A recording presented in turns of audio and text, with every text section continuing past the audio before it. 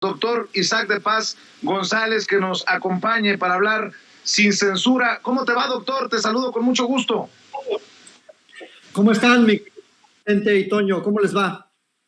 Muy bien, doctor. Quiero hablar contigo de los avances o no avances, tú me tendrás que decir, constitucionales en estos 3 años de la Cuarta Transformación. Y te he pedido que nos ayudes con ese análisis porque obviamente desde muchos medios de comunicación corporativo y desde algunos círculos políticos se habla de una tragedia nacional en estos 3 años de gobierno del presidente, lo que pues no concuerda con los 250,000 personas que vimos en el Zócalo precisamente hace un par de días. Bueno, antes, estimado Vicente, estaba escuchando uno de los hombres más hostigados de México que va a recibir un aguinaldo de como de $500,000 y lo hostigan cada mes con un sueldazo de más de 200,000 y lo hostigan cada 3 meses con unos bonos que les dan a los funcionarios electorales. Y bueno, ese tipo de hostigamiento, pues, híjole, ¿quién no lo quisiera, verdad? Nótese mi sarcasmo, dirías tú. Me parece muy preocupante esa parte, Vicente, antes de entrar al análisis de los avances, que el árbitro esté diciendo expresamente que le han ofrecido una candidatura. Creo que es muy grave que un árbitro diga, ya me están ofreciendo formar parte del juego. Creo que no es prudente de su parte, creo que es incluso contrario a los principios de legalidad, de honestidad que deben regir los procesos electorales, que el árbitro diga, en determinado momento yo puedo estar del otro lado. Porque eso ya deja entrever que tiene acercamientos, que tiene pláticas, que tiene proposiciones concretas de quienes debe regular, es decir, de los partidos, sea el partido que fuere, sea el partido que fuere. Entonces, esta parte es pues me parece a mí muy grave porque el árbitro no debe acercarse con las partes a las que regula. Y bueno, por otro lado, Vicente, en México en estos 3 años, creo que los avances constitucionales más importantes son de 2 tipos. Los formales, los que han desmontado algunas reformas que se habían hecho en contra, sobre todo de los trabajadores de la educación, en contra de los docentes, con esa reforma mal llamada educativa de Peña Nieto. Creo que ese es uno de los avances más notorios que favorece a todo un sector educativo de la federación, porque la federación tiene profesores en todo México. Entonces, creo que sí, en la mañana el presidente lo subrayó, era un vil ataque, un desprecio al trabajo de esas personas que trabajan en primarias, secundarias, kinderes, normales, en preparatorias. Y creo que han entregado mucho a México y se les pagaba con esa moneda de la supuesta evaluación y una reforma que suprimía sus derechos. Eso es uno, en el artículo 3 de la Constitución, ese es uno de los grandes cambios que hace falta quizás darle mayor operatividad, pero es importante que esté en la Constitución. Otro es, Vicente, otro formal es la democracia deliberativa, participativa, es decir, el facilitar este mecanismo de la revocación de mandato es un mensaje democratizante muy amplio y qué vergüenza, qué desgracia que los propios opositores no lo quieran usar. O sea, curiosos opositores quieren tirar al presidente, pero no quieren usar el mecanismo de revocación de mandato.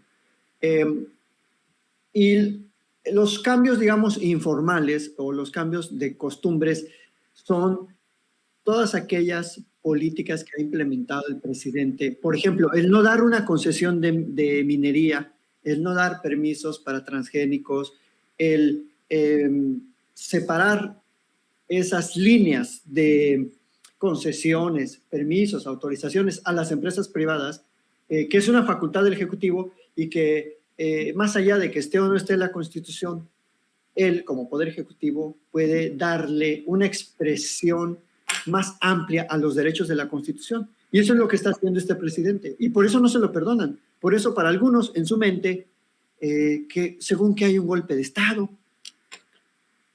O sea, creo que ese también es un cambio de paradigma. O sea, ahora la oposición en su mente crea y tiene mucha imaginación, no sé.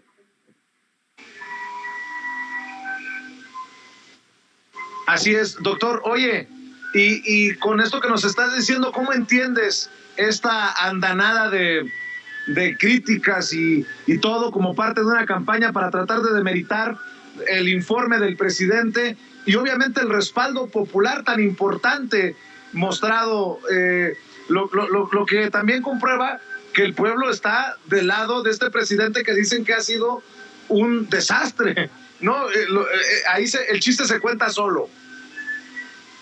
Sí, mira, bueno, ha sido un desastre para los intereses corporativos, para los intereses de los medios que recibían dinero público. Ha sido un desastre para los corruptos que trabajaron en el sexenio anterior y también en el antepasado, porque se les está investigando y no se les está protegiendo. Podemos criticar lo que querramos de la gestión de Gertz Manero en la Fiscalía, pero no hay una política proteccionista cómplice que contribuía a la impunidad, como sí la hubo con Peña Nieto y como sí la hubo con Calderón. Por eso están enojados todos esos políticos y sus personeros en los medios de comunicación, los que tú siempre mencionas, ¿no? Los Krause, los Zuckerman, el Aguilar Mamín, y todos esos. Entonces, claro, se han quedado sin dinero público para seguir protegiendo esos intereses y están enojados porque desde sus redacciones, desde sus oficinas, ven un país al que ellos creían que era el único país que existe y no conocían el México de a pie, no conocían las montañas de Oaxaca, los caminos de Guerrero, no conocían los campos de San Quintín, y como el presidente los recorre y constantemente está trabajando en el interior de la República, comunicándose con la gente, viendo el trabajo de sus secretarios, pues claro, para ellos en su muy corta visión de la política mexicana y de la sociedad mexicana, pues el país se está cayendo para ellos. O sea, si piensan que México es Mazarik, pues yo creo que sí, debe haber algunos cambios muy, muy notorios. Entonces, ese es el punto, Vicente, ese cambio de cómo se gobierna. Se gobierna para una mayoría y se gobierna sobre todo para los sectores excluidos. No se gobierna para los periódicos ni se gobierna para los grandes empresarios, porque ahora pues tienen que pagar impuestos. Nada más se les está exigiendo eso, que paguen sus impuestos. Ni se les ha aumentado nada, ni se les ha expropiado nada, y aún así ponen muchos peros, ponen muchas trabas. Así que creo que pues, tienen razón en su enojo porque están protegiendo sus propios intereses, que nunca han sido los del pueblo, Vicente. Nunca. Doctor, hay un nuevo escándalo. Ahí también nótese mi sarcasmo. Esta nota, esta investigación de Mexicanos contra la Corrupción y la Impunidad, que también publica Latinus y Loret de Mola, sobre un presunto videoescándalo en el que se involucra al secretario particular del presidente Andrés Manuel López Obrador por estar haciendo depósitos de efectivo en una sucursal bancaria. ¿Qué tanto ves que afecte esto? Otro más de los supuestos escándalos, tratando de manchar a un presidente al que se le ha investigado por tantos años y no se le ha podido encontrar un dejo de corrupción. Yo nada más pregunto, ¿no? Si fuera tan corrupto el círculo cercano del presidente Andrés Manuel López Obrador, ¿no lo hubieran exhibido antes de las elecciones, por ejemplo? En fin, tantas cosas que hablar de estos temas, querido Isaac. Sí, Vicente, la verdad es que creo que en su manual, en su calendario de ataques, creo que cada 4 días o cada semana tienen ahí una nueva nota, una nueva investigación, pero llevan por lo menos 20 años teniendo eso, Vicente. O sea, la verdad es que el presidente yo creo que ya ni se inmuta con estas notas, porque por más que traten de buscar indicios de corrupción, no los van a encontrar, Vicente. O sea, ese video o ese registro de que alguien está depositando dinero, bueno, pues que lo investiguen. Pero el presidente ha demostrado, y ahí está su declaración patrimonial y de su esposa y también de sus hijos, una trayectoria muy limpia en cuanto a temas de dádivas o de actos de corrupción. Y como ellos así se manejaban, obviamente todo con, pues a Calderón le decían Mr. 10%, porque pedía el 10% de todas las obras que se realizaban en su sexenio. Eso lo relata muy bien muchas investigaciones, otras las de Olga Warnat, de cómo coaccionaban a los empresarios para pedirles dinero. Y eso sigue sucediendo en los estados en que gobierna el PRI, en los que gobierna el PAN. Un claro ejemplo es el tren México-Toluca, que no ha podido ser concluido porque repartieron sin ton ni son el presupuesto de esas obras desde el 2012 hasta el 2018, que gobernó Peña Nieto y que en el PRI seguía y sigue gobernando el PRI. Entonces, no le van a encontrar nada, Vicente. Son notas pasajeras que como la de hace 8 días, la del chocolate Rocío. Ahora hasta le hicieron publicidad. Entonces, en vez de perjudicarlo, con esas notas solo acrecentan su, digamos, el reconocimiento social que tiene el presidente como un presidente que ha sido incorruptible. Eso es lo que te podría decir de eso, Vicente. Doctor, para cerrar, si me permites, se vienen debates intensos, así los pronostico, por la revocación de mandato, por la reforma eléctrica. ¿Qué tan importante papel jugará la autoridad moral y el respaldo popular que ha demostrado el presidente Andrés Manuel López Obrador tener en estos últimos, sobre todo en estos últimos días, con la demostración, con la manifestación de respaldo en el Zócalo capitalino? ¿Por qué no cerramos con una reflexión sobre eso, doctor? Mucho, Vicente. La verdad es que el papel político 100% de los mensajes y el acercamiento del presidente con su electorado, con su pueblo, con la sociedad, es la voz cantante, es el eje rector de la política nacional. Por eso no se lo perdonan, porque más allá de que, por ejemplo, la consulta no se pudo llevar a cabo con los resultados que se esperaban o con la participación que se esperaba, lo que le da coraje a la oposición es esta alfabetización política del pueblo de México. Hoy el presidente en Michoacán dijo que el pueblo de México es uno de los más educados políticamente, de los más sensibles en este aspecto, y que ya no se le puede engañar. Y eso, por supuesto, que tiene un marco de referencia. Si lo comparamos con otras sociedades que no se informan igual que aquí, y que otras sociedades pueden ser muy fácilmente engañadas. Y me refiero, por ejemplo, en general a la de Estados Unidos, a la de Inglaterra, a la de Polonia en este momento.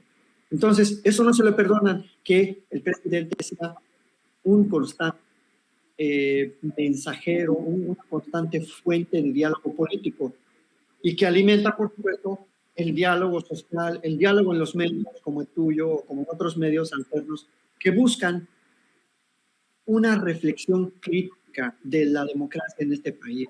Y eso no les conviene a los medios, no les gusta. Ese no es el modelo de democracia que ellos quieren, porque el modelo que ellos vivían era un modelo de recibir dinero público. Por esta razón, pues, lo atacan mucho, no quieren que se lleven a cabo los ejercicios democráticos como la revocación y contaminan con sus titulares el debate sobre la reforma, el debate sobre la revocación, pero la gente ya no les cree, ya nadie les cree. O sea, tú ahorita en este momento tienes una audiencia que está escuchando diversas voces, diversas posturas, y eso no lo tiene el Reforma, no lo tiene el Universal, no lo tiene el Heraldo, no lo tiene el Excelsior, no lo tiene nadie, ni Obama, ya, para acabar pronto. Entonces, pues va a poner bueno el debate en este cierre de año y por supuesto en el inicio, en la primavera, y pues estamos aquí todos para contribuir, para analizar y para seguir apoyando la transformación necesaria de este México. Porque apenas va empezando esto, que la gente no se que no piense que, ay, es que hay errores, pues sí, pero esto apenas va empezando, apenas van 3 años, así que apenas es un maratón, vamos apenas en los primeros kilómetros, así que más que todos se calmen y que abonemos desde nuestras trincheras a la democratización de México. Con este gran presidente y único, yo creo que vamos a tener único en este pues, primer arranque del siglo XXI, en este primer cuarto del siglo.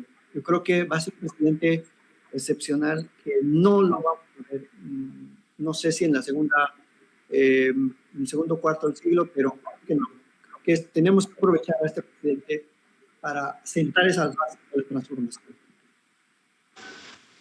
Así es, doctor. Pues me da mucho gusto que nos hayas acompañado. ¿Por qué no cerramos invitando a la gente para que te apoye en tus redes sociales? Gracias, Vicente. Sí, que me apoyen en Twitter, @Isaac de Paz, y en YouTube, Isaac de Paz González, es mi canal. Isaac de Paz González en YouTube y @Isaac con Z, Isaac de Paz en Twitter. Muchas gracias, Vicente. Un saludo a la bonita audiencia de Cincinnati y especialmente a mis paisanos de Valle de Bravo. Claro que sí, te mandamos un abrazo, doctor, el doctor Isaac de Paz González, hablando con nosotros sin censura.